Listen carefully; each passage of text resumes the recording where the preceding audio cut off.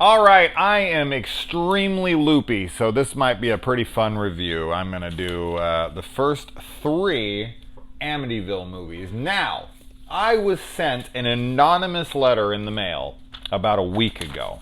I have suspicions on who this was, but for now, I'm not going to name names because I want this person to come forward themselves. So they sent me this, no return address or anything, so but no anthrax inside that I found. And this note right here: Sinister Cinema Reviews, Jason. I hope you're finding success in your job search. Thank you. Not yet, but I have leads, so let's hope that something comes from that. This is not a bribe for the Amityville series. This is a hint at who I think it might be. Although I would not object to a spoiler breakdown of Orphan. Now, I am a big fan of Orphan, and I was going to do Orphan for this person, but they sent me $100. They sent me $100 bill in here. And I was like, dude, people pay $25 and get all 6 Tremors and 13 episodes of a television series, or all 4 Evil Deads and all 3 seasons, all 30 episodes of a television series for that kind of money. So $100, man, I gotta review a series for you. So here we go, the Amityville series. Now, I am not doing everything with the Amityville title. That just ain't happening. But I'm going to do the studio released, connected to the original franchise films, and I count 10 of them. There are 9 films and 1 remake, so let's do them. I've watched the first 3 and part of 4, so let's knock out the first 3 right now, starting with the original Amityville Horror from 1979, starring James Brolin and Margot Kidder. Also, we got some Rob Steiger in here as well.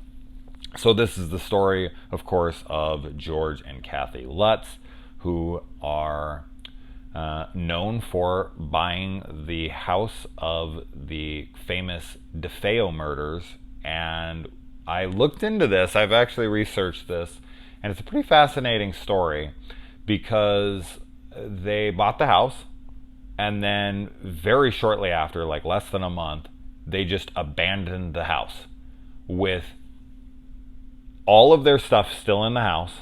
They never ever returned for any of it.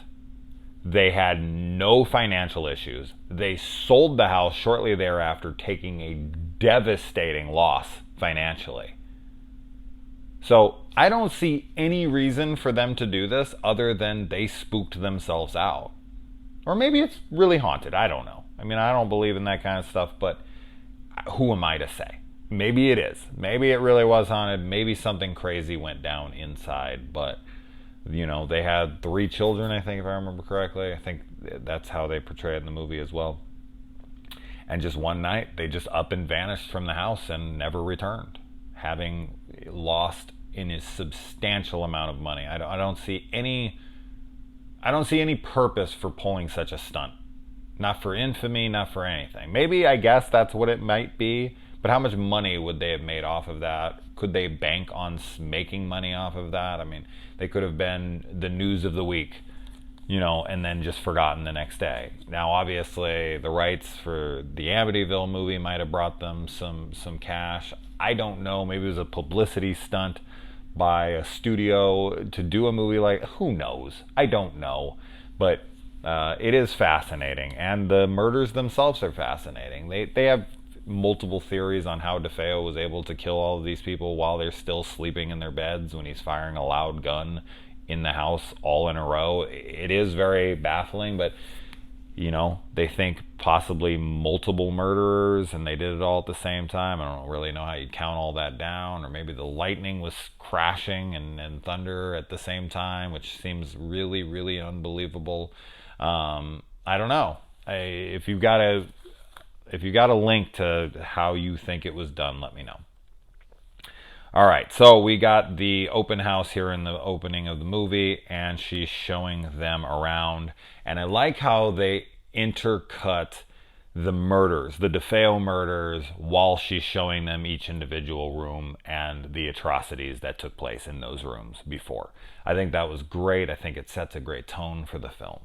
And it just kind of, it's a good way to not just reiterate things, like do an opening like that and then show it again. Like we kind of just get to the the one narrative here, and then we do some flashbacks, but in a really interesting, well cut way. So I dug that.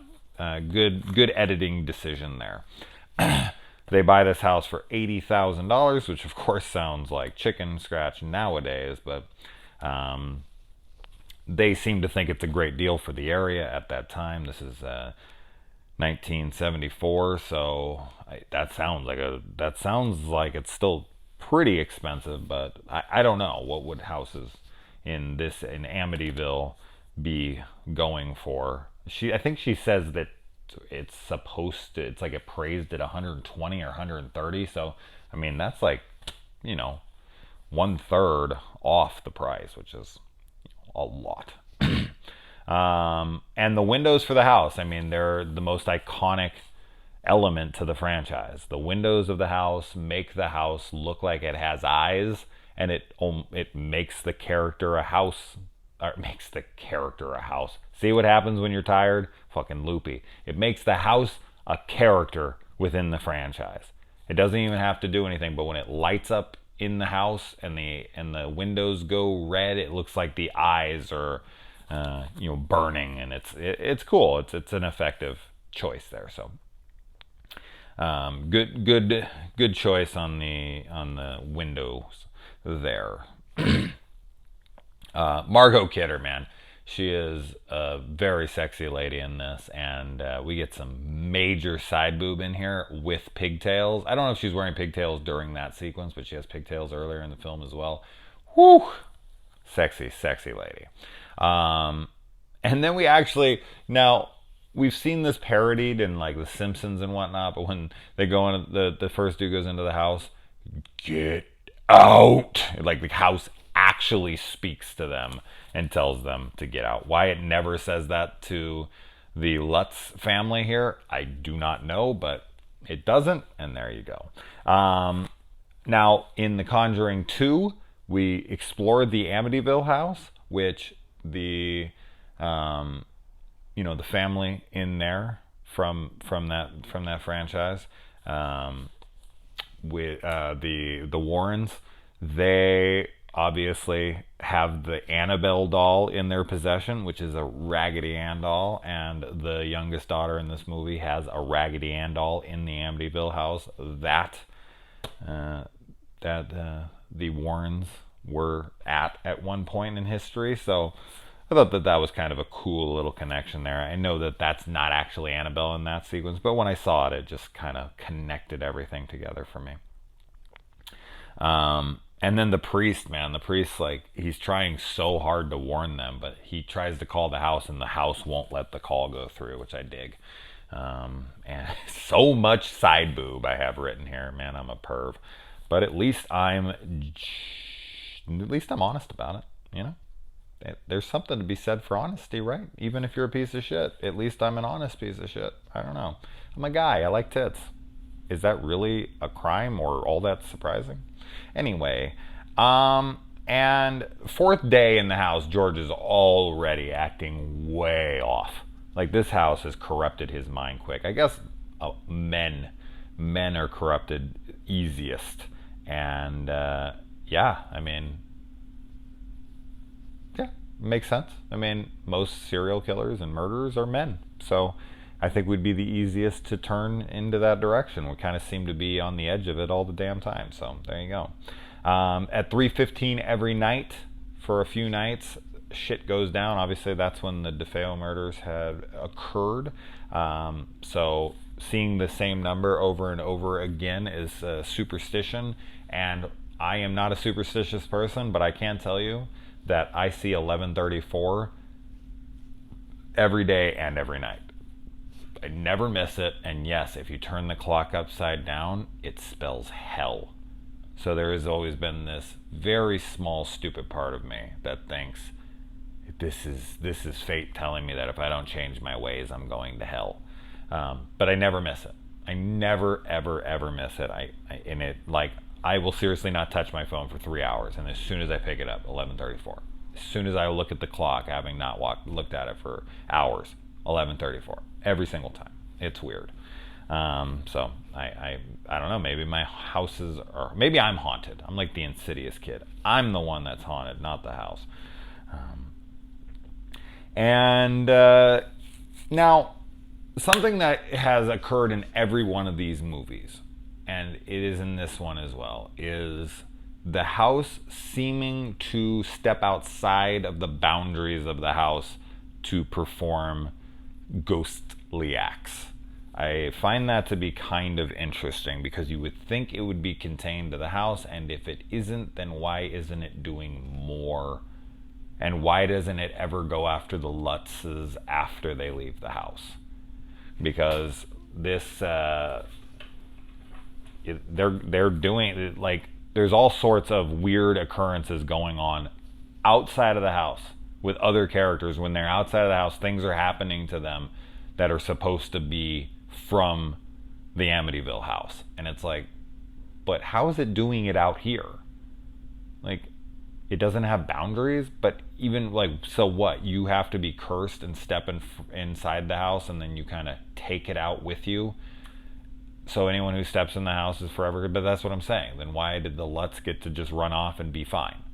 Why didn't it follow them then there from that point on, because they left? Maybe after a little while it dissipates. If you don't have any intention to returning to the house, it eventually just kind of wears off. I don't know.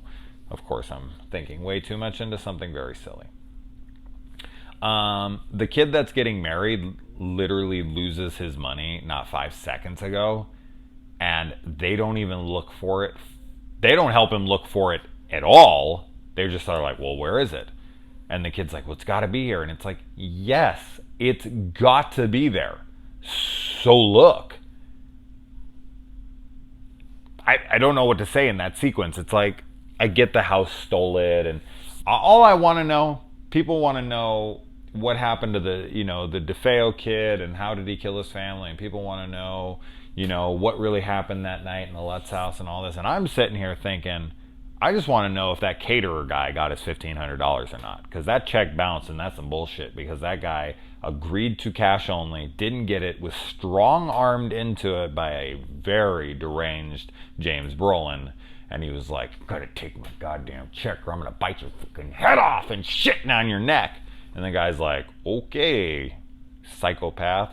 And then, yeah, they get the call. Sorry, the check bounced. I feel so bad for that caterer. And I gotta hope. I hold out hope that he got his money. Now, of course, this is a fictional part of the movie, or at least I think so. But regardless, I really did feel bad for that guy. And, they just don't look for the money at all. And he's like, oh, I'll just write a check, when he doesn't have the money. And it's like, or here's another option. Here's a weird, crazy, wild option. He just had the money. Your wife saw it. She was witness to this. He just had the money not 30 seconds ago. So the odds that it's somewhere in that area that you're standing right now is 100%. It's 100%.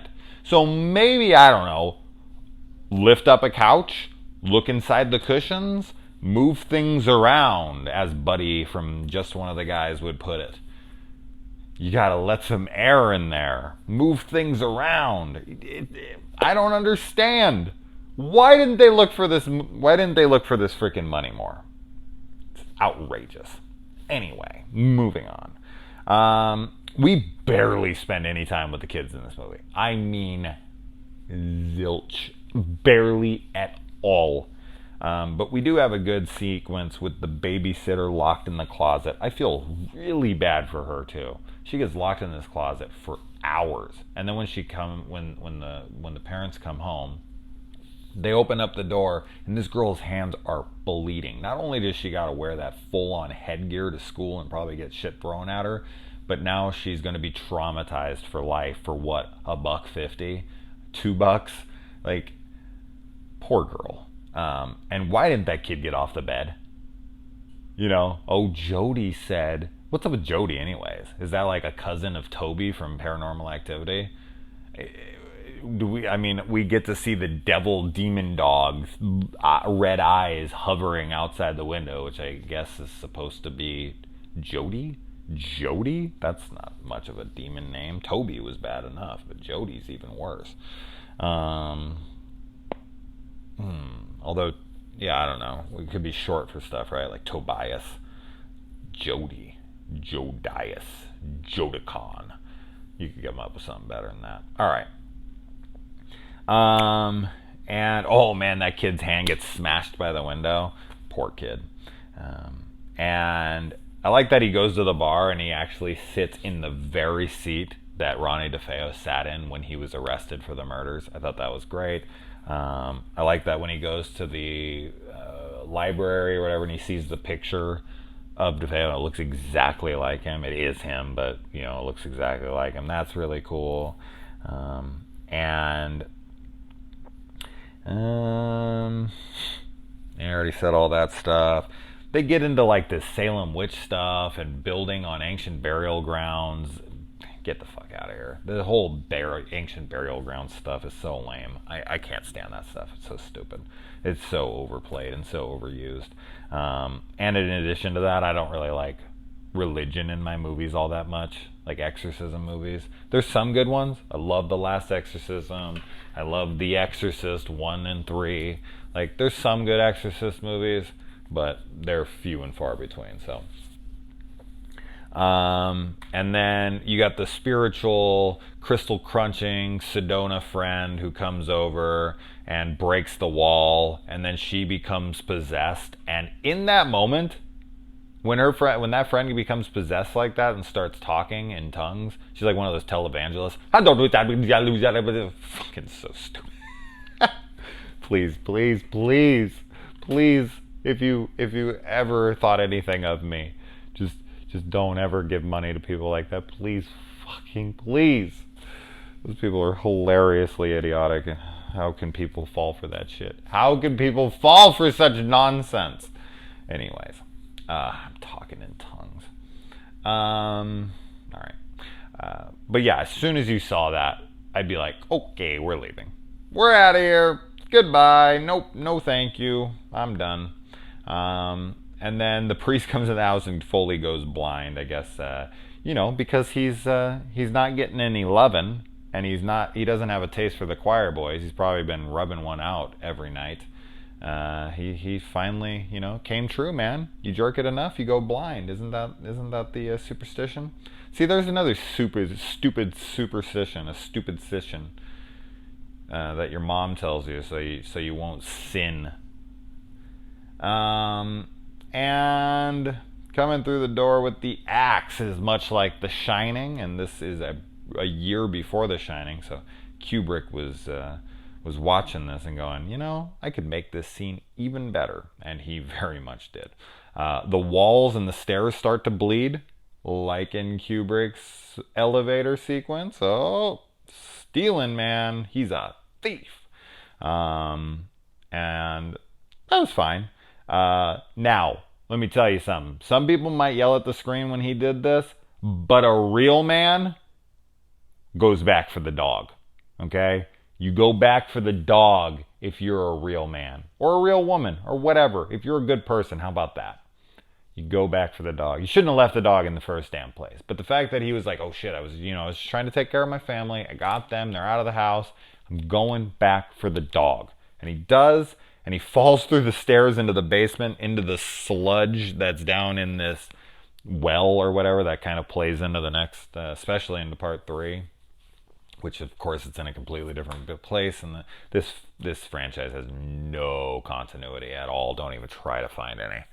And then, he just grabs the dog. After that, he walks up the stairs because the dog starts attacking him, but then it starts pulling him out. Like, Lassie, little Timmy fell down the well and you need to help him out. And he does, and he pulls him up out of there. And they just get out. He grabs the dog, picks him up, walks out the door, and boom. Movie's ending. It's like abrupt, quick, done. And it's like, oh, we're done? Okay then. All right. And with that, I'm done. So let's move on.